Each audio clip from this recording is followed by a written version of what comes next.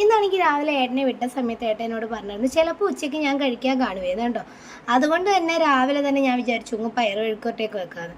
അങ്ങനെ അച്ചിങ്ങ പയർ വഴുക്കോട്ട വെക്കുന്നത് ഇപ്പം ഞാൻ ഇങ്ങനെയാണ് കേട്ടോ. സവോളയൊക്കെ നന്നായിട്ട് വഴറ്റിയിട്ട് അതിനകത്തൊരു നമ്മുടെ പൊടിച്ച മുളകുണ്ടല്ലോ, മുളക് ഇതുപോലെ ചതച്ച മുളക്, നമ്മുടെ വറ്റൽമുളകുണ്ടല്ലോ, വറ്റൽമുളക്, ഉണക്കമുളക്, ആ ഉണക്കമുളക് ഇതുപോലെ ചതച്ച് വെച്ചിരിക്കും. അതെടുത്ത് വേണ്ട ഇതുപോലെ ഒന്ന് കുട്ടി കൊടുക്കും കേട്ടോ. അതൊരു നന്നായിട്ട് വഴറ്റും കേട്ടോ. നന്നായിട്ട് വഴറ്റും, നല്ല ടേസ്റ്റാണ് കേട്ടോ. ഇതിന് ഇങ്ങനെ വെക്കുന്നതിന് നല്ല ടേസ്റ്റ് ഉണ്ട്.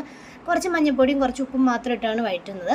അങ്ങനെ നന്നായിട്ട് വഴറ്റിയിട്ട് നമ്മുടെ പയറുണ്ടല്ലോ, പയറും കൂടെ ചേർത്ത് ഇളക്കി കൊടുക്കും കേട്ടോ. പയർ ഇത് ഇത്രയുള്ള പരിപാടി വളരെ സിമ്പിളാണ്. പിന്നെ പയർ വേവാൻ വേണ്ടി നടച്ച് വെക്കും കേട്ടോ.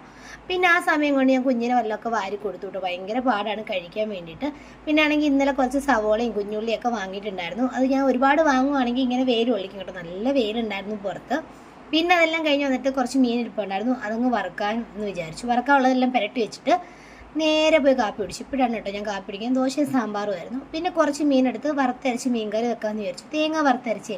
അപ്പം മെനഞ്ഞാന്ന് വാങ്ങിയ ചൂരയാണ് കേട്ടോ ഇത്. അങ്ങനെ ചൂര കുറച്ചെടുത്ത് വറുക്കുകയും കുറച്ചെടുത്ത് കറി വെക്കുകയും ചെയ്തിട്ടുണ്ട്.